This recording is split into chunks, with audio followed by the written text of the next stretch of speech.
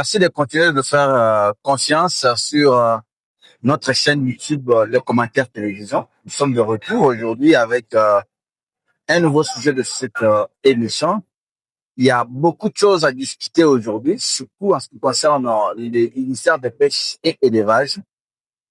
L'affaire acquisition de matériel informatique pour l'Office national de pêche et aquaculture, en présumé détournement d'un montant de près d'1 million de dollars. Des questions qui fusent de partout. Les réseaux sociaux sont inondés de ces informations qui considèrent comme les rumeurs les membres de la cellule de communication du ministère de pêche et élevage. On va évoquer la question de relation entre cette institution publique de l'État placée sous la tutelle du ministère de pêche et élevage.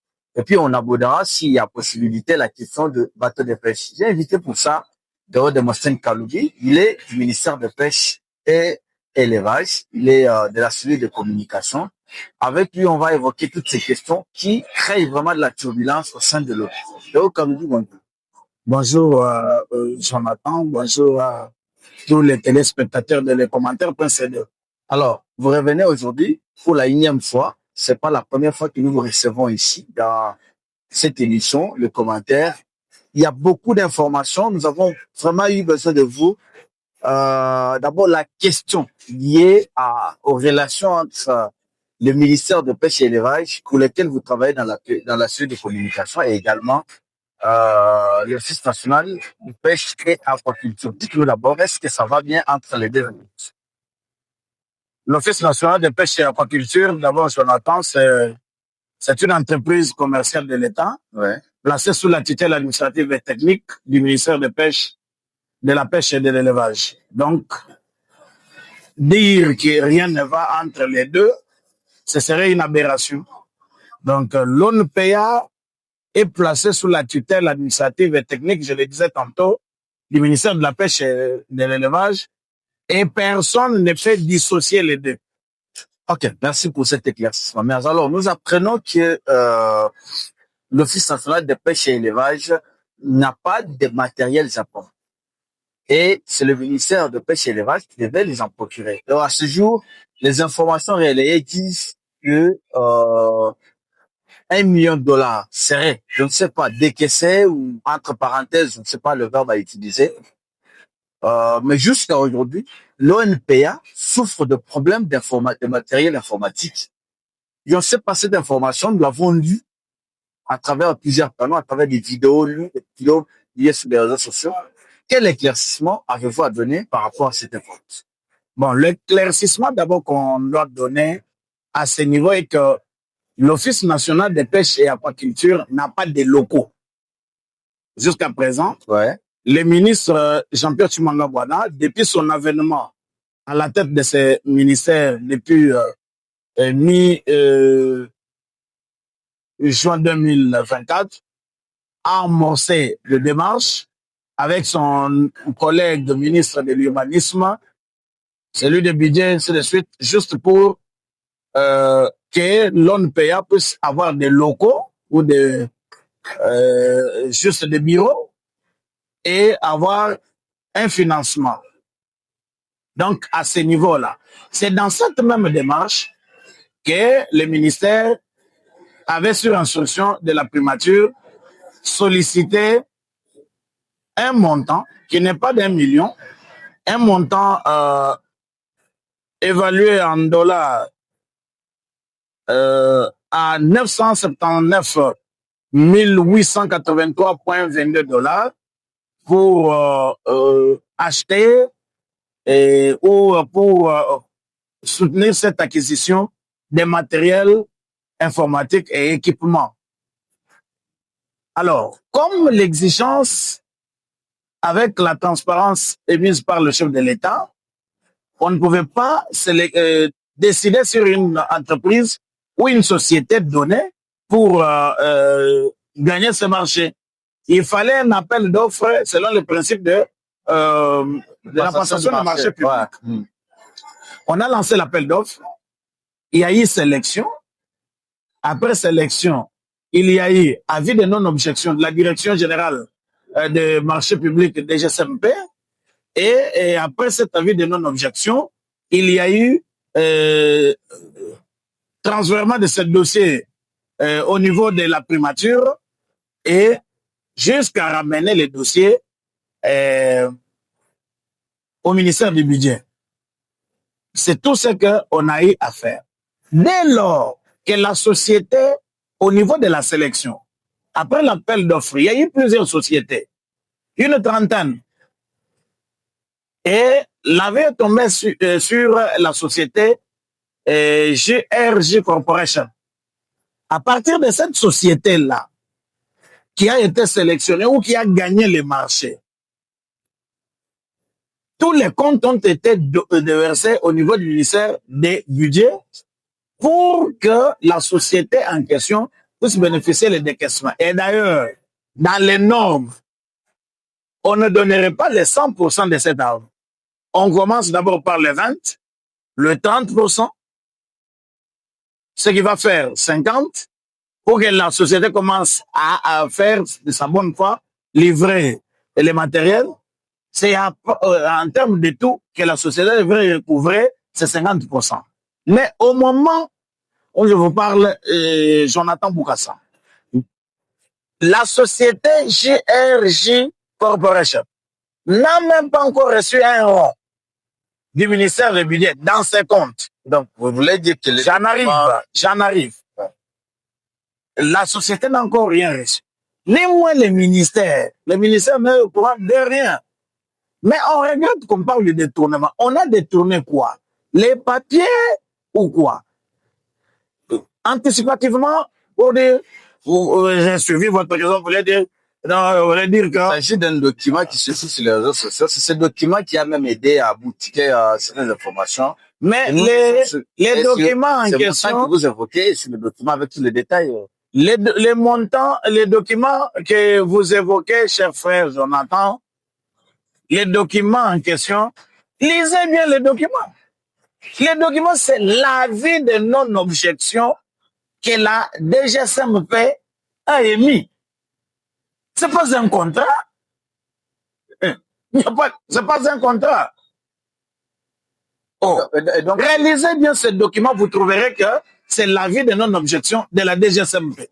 Mais si tel est le cas, pourquoi ce document doit faire le buzz des réseaux sociaux? Parce qu'au moment où je vous parle, mais les documents fait... Ce qu'il a actuellement, c'est que le ministre Timanga Bouana aurait détourné cette somme. Les documents fait le buzz parce qu'aujourd'hui, nous sommes à l'ère des réseaux sociaux. Et comme on est à l'ère des réseaux sociaux, les réseaux sociaux amplifient tout. Le monsieur qui a écrit, si vous pouvez revenir à son texte, peut-être que vous ne l'avez pas, moi je peux... Le texte est là. Vous en procurer. Il est là. Et le monsieur est assez contradictoire dans ce qu'il écrit. Lui-même, il vous dit tantôt le contrat n'est pas exécuté. Mais si le contrat n'est pas exécuté, on a détourné quoi? Ça, je tire ça de ses propres écrits. Mais le document est là sur place, on peut le lire. Lisez le document. Est avec moi ici. Oui. Ce document est là avec moi. Nous avons, il s'agit de, voilà, vous avez raison, c'est un avis de non-objection. C'est ça. Et c'est là qu'il y a tous les détails de ce montant. L'avis de non-objection, s'il faut en parler en d'autres termes, cher Jonathan, c'est quoi? Ici, lorsque vous sollicitez ou vous soumissionnez les marchés, vous dites par exemple, pour moi, ces kilomètres de route, c'est l'entreprise Boukassa qui doit travailler. On vous dit non. Il faut lancer l'appel d'offres. Boukassa n'est pas la seule entreprise qui existe. Il y aura entreprises Reloubi, Boukassa, Mwamba, Ntumba, Chafouila, les autres. Toutes ces entreprises-là viennent. On étudie à la DGSMP, ils ont des experts. On va tenir compte de l'expertise de chaque entreprise. C'est ainsi que la DGSMP va émettre l'avis pour dire c'est telle société qui a, après sélection, c'est telle société qui a gagné le marché. À partir de ça, la DGSMP émet ce que nous appelons avis de non-objection.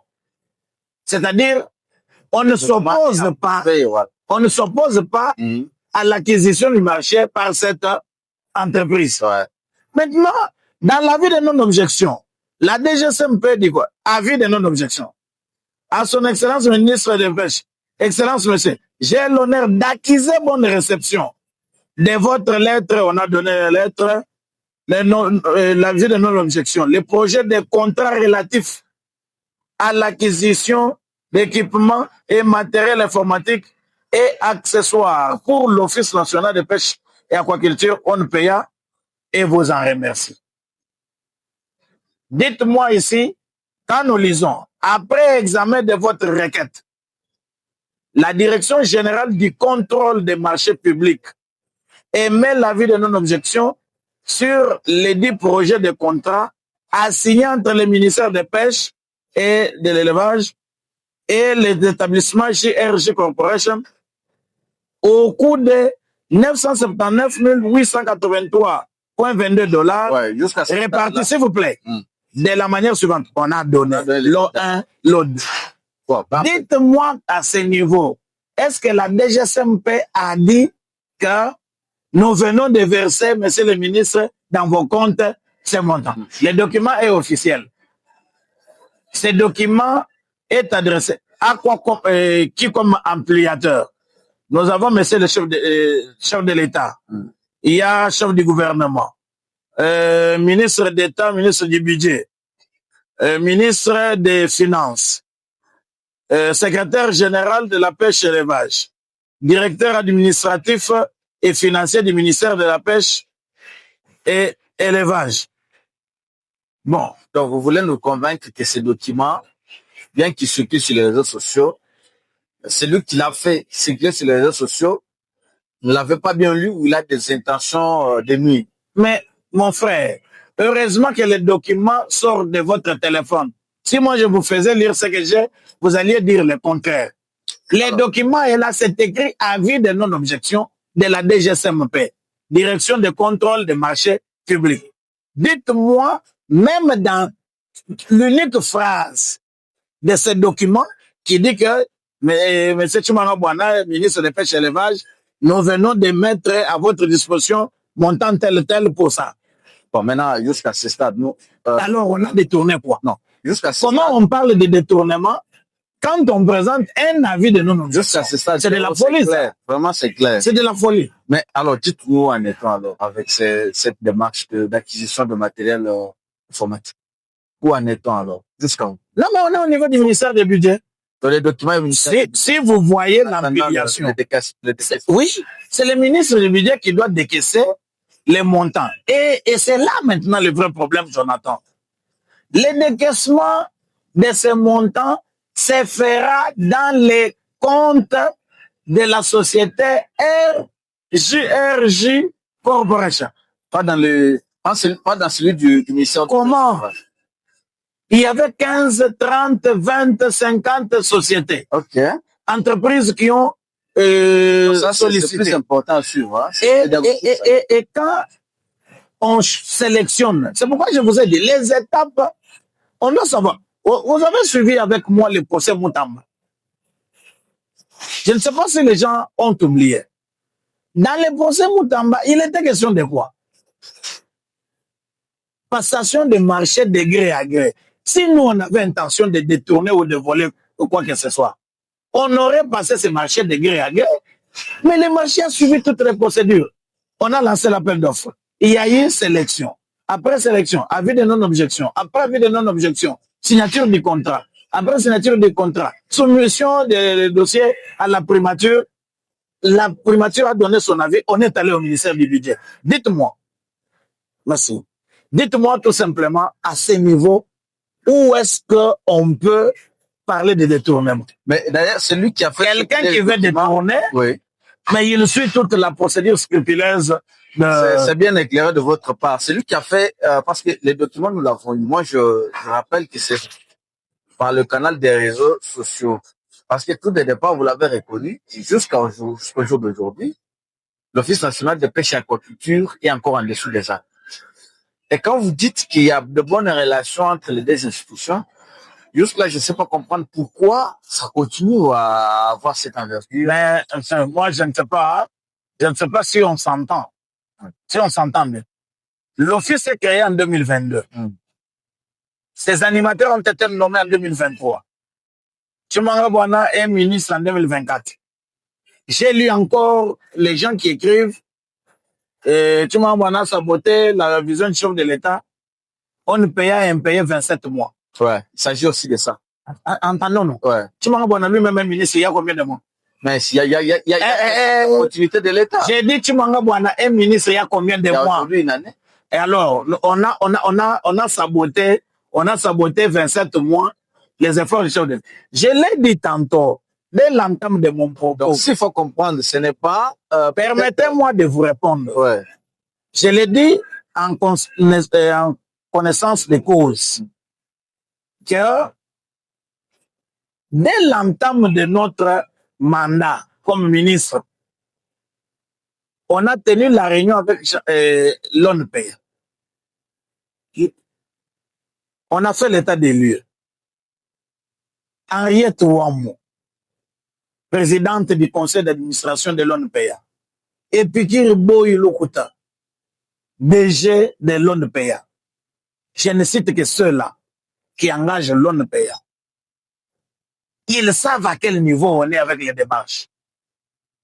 Les ministres, un ministre de pêche et élevage, il s'occupe de ce qu'il peut, à solliciter. La correspondance est allée au ministère du budget pour le financement. Émargement de l'entreprise dans le budget de l'État de 2025. On l'a fait.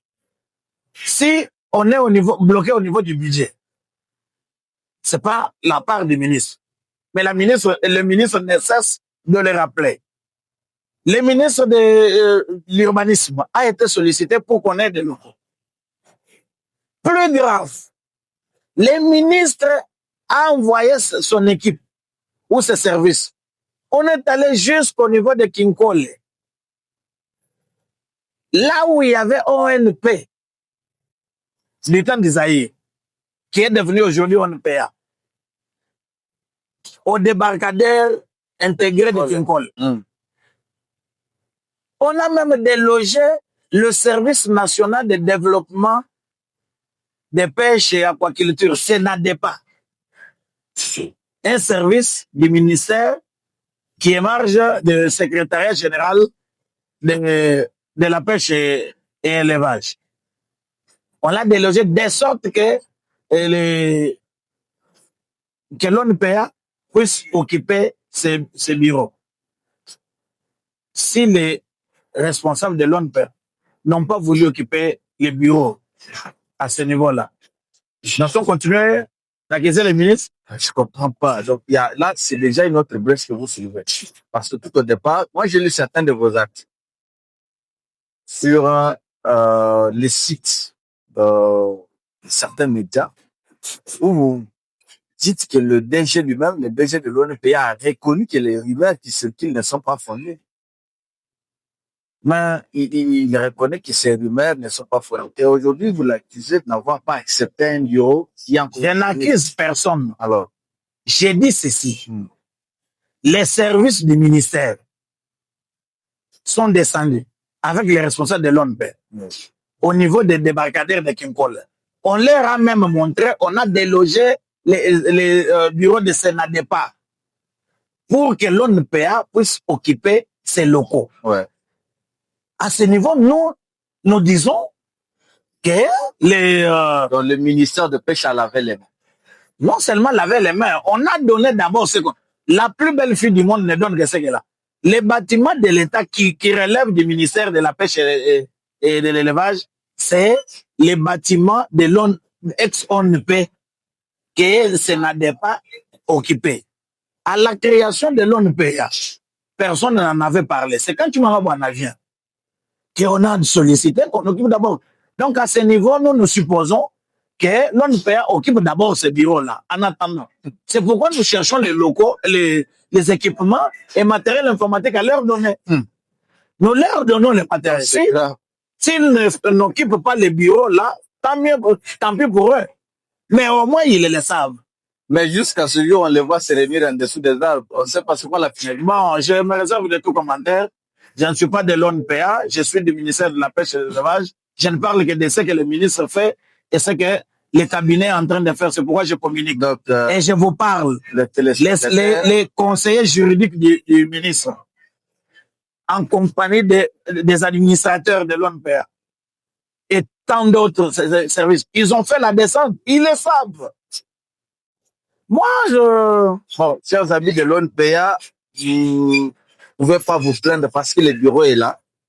On vient de déloger, on ne peut pas parler de l'ONPA. CNADEPA, Service national de développement. L'ONPA, peut-être ils ont trouvé un problème d'existence, peut-être à la Kinkole. Mais lorsqu'on avait créé l'Office national des pêches, ONP, par Mobutu, dans le temps, ONP occupait là.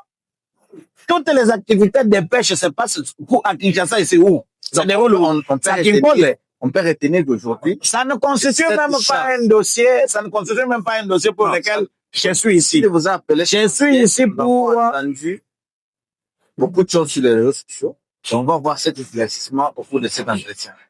Donc, on peut retenir aujourd'hui, le téléspectateur retient que l'ONPA n'a pas raison de faire circuler ces histoires sur les réseaux, comme quoi ils se réunissent en dessous des arbres. Parce que j'en ai lu beaucoup. Et ceux qui relayent ces histoires sur les réseaux sociaux font beaucoup de commentaires. Ils disent que le ministre a saboté l'ONPA en ne leur donnant pas un endroit pour se réunir. Alors l'ONPA doit retenir que... Le ministre des Transports, voulez-vous me dire que c'est le ministre des Transports qui avait érigé le bâtiment pour Onatra? Le ministre du Travail avait construit le bâtiment pour CNSS? Parce qu'ONPA est au rang de l'ONATRA, de CNSS, ainsi de suite. Ce sont des entreprises de l'État. Est-ce que le ministère de la Communication a construit le bâtiment pour la RTNC ou pour l'ACP? L'ONPA est au rang de la RTNC, de l'OCC, de l'ONATRA, ainsi de suite. On doit arrêter à un moment de se lamenter. On doit prouver de quoi on a un leadership pour gérer. L'ordonnance vous a nommé, tant mieux. Vous menez quoi comme démarche? Vous menez quoi comme démarche? C'est juste ça. Vous menez quoi comme démarche pour montrer vraiment aux gens que vous méritez de diriger? Il y a des choses pour lesquelles nous ne pouvons pas passer dans vos médias pour parler. Bon, en fait, merci beaucoup. Et des fois, ça énerve. Les téléspectateurs retiennent l'important de ce chapitre. L'acquisition de matériel informatique pour ONPA jusqu'à ce stade. Léo de Monsen Kalobi éclaire l'opinion pour dire que jusqu'à ce stade, l'argent n'a pas été décaissé au ministère de budget. Alors, une autre brèche, Théo, j'en profite pour en parler avec vous. L'histoire des bateaux de pêche. Ça fait couler encre et sac.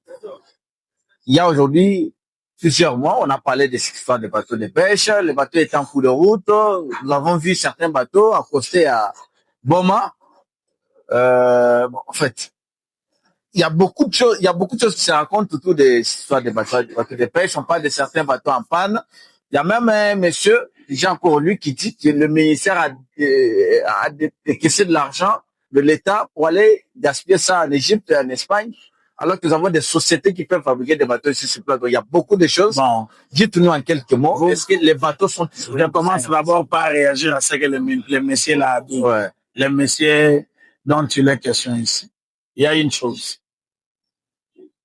Heureusement, vous-même, vous avez évoqué la continuité de l'État. Il est indécent de notre part de dire que nous n'étions pas aux commandes lorsque on avait lancé la fabrication ou l'acquisition de ces bateaux.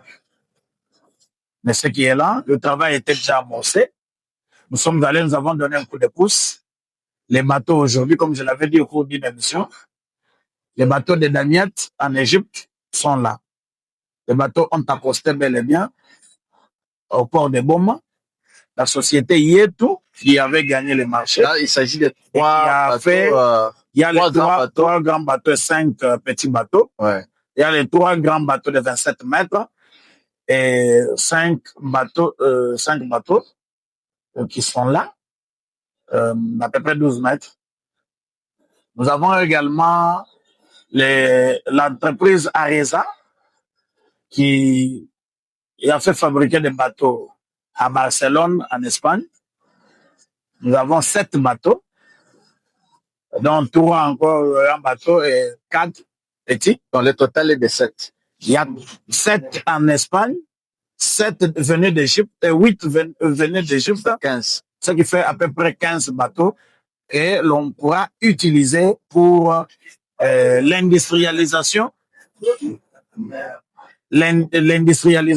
des bateaux de pêche, de la pêche au Congo. Alors, merci beaucoup. Alors, qu'en est-il de ces bateaux-ci en panne? Les bateaux ont quitté l'Égypte pour arriver jusqu'à Boma, comment s'ils sont en panne? On a affronté, on a affronté la haute mer. Quitter des damiettes en Égypte. Jusqu'au port de Moribou. Quitter de Moribou, là où on a mouillé l'ancre pour se retrouver au port de Boma.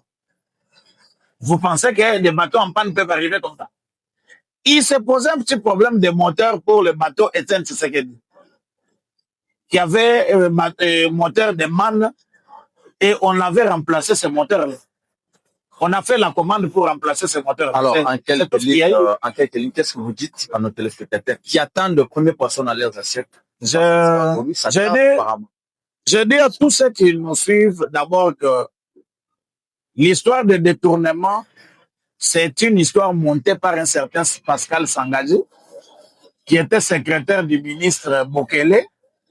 C'est un nostalgique qui n'a toujours pas apprécié le départ de son frère de la tête de ce ministère des Pêches.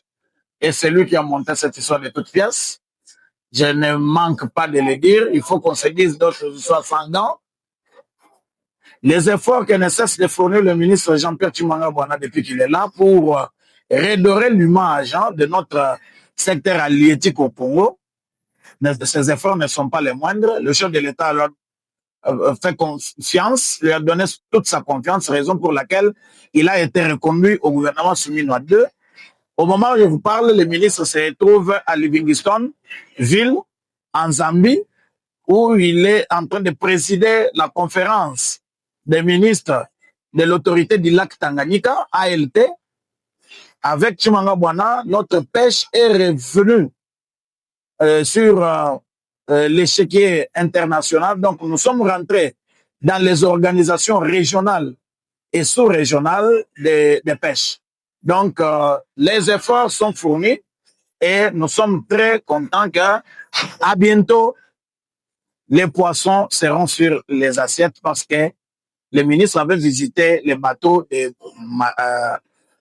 Barcelone dernièrement et la mise en service de tous ces 15 bateaux, ça ferait quelque chose de consistant et l'Office national de pêche et aquaculture, ONPA, pourra retrouver son compte. Et merci beaucoup Théo, merci pour ces éclaircissements, c'est tout ce qu'on avait besoin. Merci pour avoir répondu à cet entretien. Merci à tous ceux qui ont pris le temps de regarder cet entretien. Merci également à tous nos téléspectateurs qui continuent à nous faire confiance. J'espère que très prochainement on se croisera pour un nouvel entretien. C'est plus éclairer l'opinion sur des histoires, des situations ou des rumeurs qui circulent à travers les discussions. Merci Théo et à la prochaine. Accenti, Matondo, merci beaucoup. Merci à vous tous, chers téléspectateurs. C'était cet entretien autour de rumeurs sur le présumé détournement de la somme par le ministère de Pêche et Élevage. Jusqu'à ce jour, vous avez tous les éclaircissements et on va se croiser à la prochaine. Merci.